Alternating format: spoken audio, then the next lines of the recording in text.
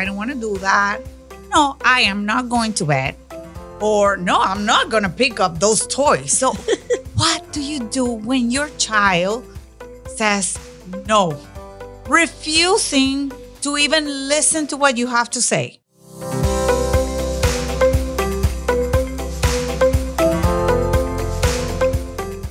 So how do we deal with a situation like that? The no. Just yesterday, I heard, no, Mimi, no. And I thought, why? What have I done wrong? Well, we all do that. We all think, what have we done wrong? First of all, a lot of times you just have to think about how you're phrasing something. Sometimes I hear parents ask children to do things that they're really not asking them to do. They're telling them to do it. Will you go brush your teeth? And really what you're wanting to say is, you're giving them a choice. Yeah, you're giving them a choice. And sometimes kids will say, no, I won't. Or will you go take a bath? Nah, not going to do it. Will you pick up your toys? So one thing you can change is not in a demanding way, but phrase it like, pick up your toys, brush your teeth. It's time to take a bath. Okay. Just changing the way we phrase it doesn't give the child the opportunity to say no. That's the first step. That's a really good start. Reframing the question, because most likely as parents, we are asking. We're so used to like asking people things around, and that we do it with our children sometimes. So reframing the question is really good. So if we give them an opportunity, right, to like say no, they will always choose no. So don't give them that opportunity. That's the first. It's so hard to remember, though, because sometimes I'll think, oh, I just did it again. Oh, I just did it again. I bet that's the first thing, is at least be aware that there are certain things and certain ways you speak to your kids that give them that opportunity to say no. Just don't tell them that they can say it. What do we do when they do say no? Do we ignore them, or we just keep repeating, reframing the instruction? Well, here's a couple things. First of all, I've sometimes had the experience that they say no and then they do it anyway. They just say no because you gave them that opportunity, but they were planning on doing it. So if that happens, I don't get too concerned. But if the no keeps coming around, I always think about reminding children that after they take their bath, you'll be able to read them 3 stories. Or after they have their dinner, we'll pick out your clothes you're going to wear to school tomorrow and we'll lay them out. If you give them that idea of something they can look forward to, something positive that they can think about, I think it helps them a little bit, because no's a harsh word for everybody. Well, yeah, especially, when we hear the word no from our child, we immediately feel probably mad. Let's be honest. So it starts with us and recognizing the emotions that we're facing. Mm-hmm. And it's amazing, but I read a statistic that is incredible. For me, only 36% of adults actually have emotional intelligence. A topic that we will discuss like a lot in this show. And for me, that's a critical skill and the key to success in today's work environment or as an adult. And the seeds of developing that emotional intelligence start in early childhood. A lot of parents expect their teenagers to turn out to be perfect and whatever, but a lot of the consequences of what they're living probably has its root in how they raised their child when they were preschoolers, right? And that started with the no's, right? With empathy. Helping children understand the feelings is so important, and helping children figure out empathy. And it's that kind of a thing. Now, where does empathy start? With little people, like you said, and saying and working with children to know that, yes, we want them to have their own minds and to have their own ability to make decisions, but there's some things they're not in charge of. There's some things they have to do because it's just good for them to do it. So absolutely. So empathy is kind of like the phase 2. But first, children have to understand their own emotions. Right. So when they say no, they're probably also, they are experiencing an emotion themselves. So a good practice is when a child says no, probably going like at eye level and asking them, Always. yeah, Always I at hear their level. you're saying no. Mhm. And maybe walk them through how they are feeling. Right, Like right. maybe I see that you are angry, and then maybe mention facial expressions. I see your face and your eyes are like this. Yes, and you're And then upset. you are upset, Yes. and you're saying no. And then the second step is as you introduce how they feel and label their Right. emotions, that they can understand how you feel. And tell them how you and feel. tell them that's empathy, right? Right. Understanding how other people feel and being honest and having that conversation, even if they're 2 and 3. Say, it makes mom really sad when you say no, because I am asking you to brush your teeth and I feel sad. So when we start introducing the vocabulary, Right. we're starting introducing the concept of empathy is understanding somebody else's emotions. So this is powerful. I think that foundation and laying when they say no and telling your child to like be in your place and understand how you feel is a very good strategy. Any other things? Well, the other thing that happened is that I learned a long time ago about sending iMessages. iMessages is when I tell them how they make me feel, or how I feel when this happens. And so iMessage, I'll tell you this one great story. We had a hickory tree in our neighborhood, and all the neighborhood kids would come up and they would get the garbage can lids. That was before we had the garbage cans we have today. So they would take off the garbage can lid, they'd go pick up the hickory nuts, and they would throw the hickory nuts at each other, and they would hold up there and they would try to bounce them off, just like you would see in the old-timey store. And this was happening in our yard. We had a side yard with all these trees, and I was watching it, and I was really concerned. I was really worried. And so I went out and I said, stop throwing the hickory nuts at each other. That didn't stop them. They just kept on throwing the hickory nuts. That made it more exciting. That was really Probably. exciting. So then I thought, okay, let me tell them how this makes me feel. So I said to them, hey, guys, I need you to stop throwing the hickory nuts, because when I see you throwing hickory nuts at each other, I'm afraid somebody's going to get hurt, and then it's going to be my fault. And so I really would appreciate you all not throwing hickory nuts at each other right here in my yard. They stopped, picked up their garbage can lids and a supply of hickory nuts and went to their yard and threw them. Well, at least it didn't happen under your watch, I right? told them I didn't want them doing it in my yard. That's what they heard, and they changed and did it. So even then, I realized the power of letting our children understand, helping them understand how we feel when they do something and like say no. Because just the other day, I was somewhere with one of my grandchildren, and they said, no, Mimi. And I said, it's embarrassing, Mimi, when you say no to me in front of my friends. And she heard what I said, and she said, I'm sorry, Mimi. And I thought, she heard me because I'm teaching her now about empathy. And I told her honestly how I felt. It wasn't a big deal to me, but it was a big deal in front of my friends. Oh, but this is such a big topic because, I mean, we didn't grow up, and I don't know in your generation, like discussing our emotions. Oh, no. Widely, Yeah. probably. Mm-hmm. We don't even understand our own emotions sometimes, Oh, right? right. So it's hard. And probably we were like born in families where emotions were hidden or where you were not able to express it. So emotional intelligence requires like intentionality. You really have to be on board on this journey and like go and work like really hard on yourself to know, like to try to understand where you're coming from and how probably your parents dealt with emotions and what you would like to change for the next generation. Intentionality, because not only do we have to be intentional, the thing I learned sort of the hard way is they're very intentional. Children are. So when I got married, I got 2 children. They were 5 and 2. So I raised them just like my own and loved them dearly.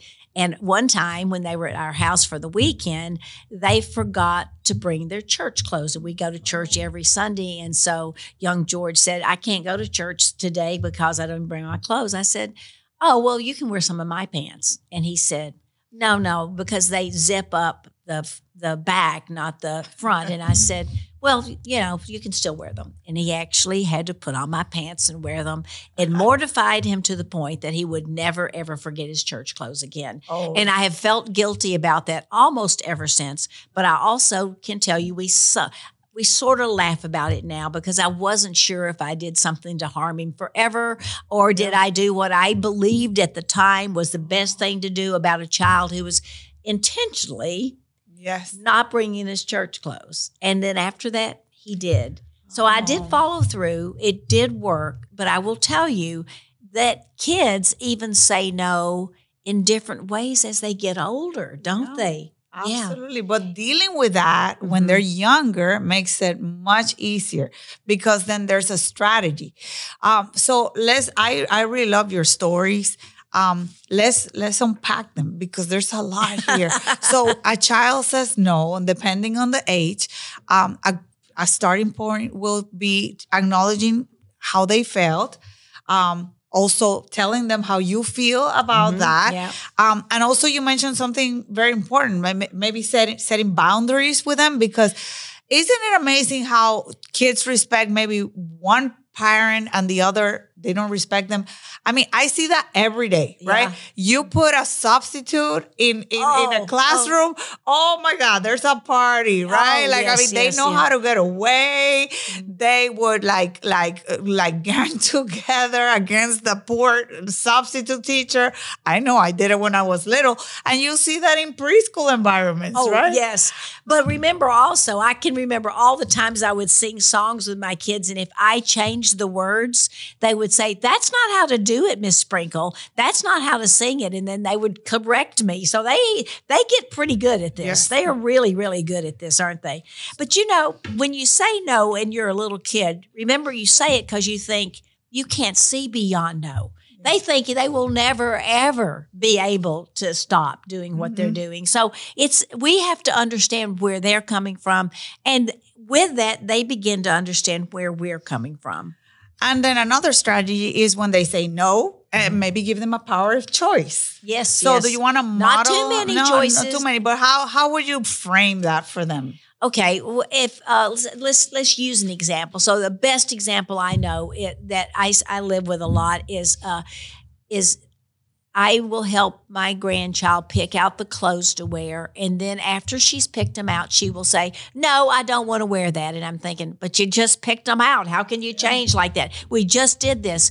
And she said, but she doesn't want to honor what I thought was her end of the deal. Okay. Yeah. So then I have to say, okay, let's take this back and let's figure it out because I don't want to be arguing over what you wear. Yeah. And you do need to pick your battles carefully, right? I think that's really important because, you have to be very strategic about it. Like you don't always have to win the battle. Right. You pick the battles that are the most important ones. Yes. And I completely agree with you. And sometimes, you might not agree with the choices that they're making, but you have to let them fail. And that's one of the other pillars of our program. Isn't that the hardest thing in the world to do as a parent? Yeah. But they're born and they learn through failing, if you think about it. So we all do. That's how they start walking. Still am. Yeah. I still this day. That's how we grow. So taking that pressure off as a parent, kids are not born with a manual like a car or anything else. It's very hard to like just bring a little beautiful born baby and have all the answers and to the situations that you might encounter, right? And even those of you who are watching us today, all of our stories are real. They happen to us, just like you have stories that are similar and they happen to you. And we want to be sure we talk about the things that are the most important things in your life. And we all know what no means to us when our children say it, because it's like one of those red flag words, okay? We used to call them that in school, red red flag words. When you hear somebody say no to you, especially your own child, you just get your ire up, you get your back up, and you think, what's wrong with them saying no to me? I'm the parent here. I'm the one in charge. They're not supposed to argue with me. But we've also taught them to have good minds and to stand on what they believe. So we have to balance it, don't we, Marnie? Absolutely. Oh, absolutely. And another important point is that I think they're non-negotiable no's, and there's some no's that are, Yes. I mean, we can be more flexible. But like no's that deal with the safety or anything like that, For sure. is great to probably tell the child why, the reason. Like, I Right. mean, no, you cannot put your finger here in the electrical plug because, you might get hurt. You cannot do that. So you walk them through and reason and repeat it. And always from a calm place, because Always calm. I think, and we've discussed this always, when we are in an emotional state ourselves, that we're not self-regulated, Yeah. guess what's going to happen? We're going to yell at our kid, or we're probably going to do something that is not going to serve the purpose. Oh, they pick up on everything, our tone of voice. We're going to talk about on one of our classes. Yes. Oh, yes. So I got to tell a story again. Yes. Okay. I remember the other thing about no is you don't always predict all the opportunities for them to say no, or you can't always warn them. So when I was a kindergarten teacher, we had a field trip one time to Lake Eola Park, and Lake Eola is right downtown. And there was this one area where fish were spawning. And when I was teaching at Rock Lake, we had hearing kids and hearing impaired kids, and they were all together on this field trip. And they went over to the edge of the pond to watch where the fish were just swimming up and down. And one of the children pushed the other one in the water. Oh, wow. And it was over their head. And so I watched this. I had a parent that was taking care of these kids. I watched it. She didn't do anything. She told me later she froze. It was an emergency. They were under the water. I went in the water. I pushed both kids up, and they got out, okay?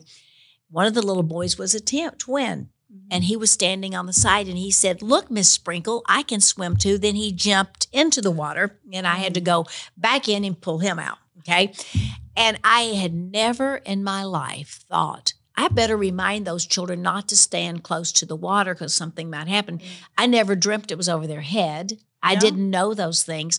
And that's why, as teachers, you get so very cautious about things. You know, when you're in a parking lot, I say to my grandchildren today, hold my hand in the parking lot, because I never know when someone's going to come out. So it's really interesting what we do around no. We can't even always predict what's going to happen, but we have to get better at it at times. Oh, absolutely. And make the rules before we go to a place to avoid those no's in public. But we've noticed the rise of kids with a lot of behavioral issues in school settings. Kids seem to be more and more what they call oppositional defiant disorder. So more temper tantrums, and refusing to comply with the rules, or you see that. And that's another topic for another episode. That's a toughie. Yeah. You have they call it oppositional disorder, and it's a toughie. I've seen some classrooms with children that have a lot of things in order. And it's not unusual to have a place at your house or in a classroom that's a soft place, a safe place, a place to go when things aren't working out. And I mean, I like to go certain places. I go sit on the dock. You do too. Yeah. So we like to go when we want to relax. We need to provide that. That's a strategy we can provide to keep from having to say no. Yeah, and absolutely, that's a topic for another. But in conclusion today, we've learned so much that emotional intelligence is the key to unlocking the reactions first in ourselves and then in our children. So we have to make sure that we're in composure when to respond to the famous "No, Mom, I don't want to do that." And from a place of peace and composure, then we can actually tell our children, use words to describe how they're feeling. They say no, and explain them how we're feeling when they say no, and set boundaries and limits. So everything, all the structures and routines and guidance starts very early on in life. This is how we can avoid teenagers that are disruptive or things like that, because parents are the child's first teacher. And they're the best teacher. And so we know it's frustrating at times, but you two can change the way you talk and communicate sometimes better. If you like this chapter, like and subscribe.